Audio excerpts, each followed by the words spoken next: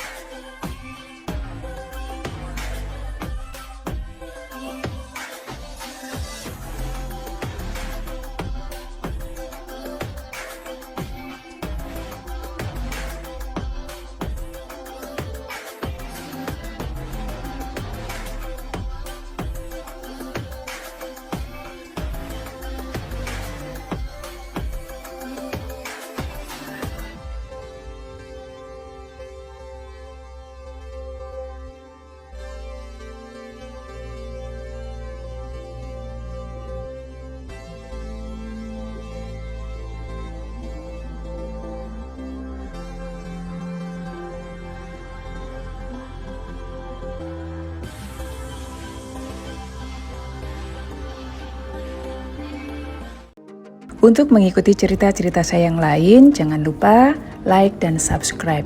Bye!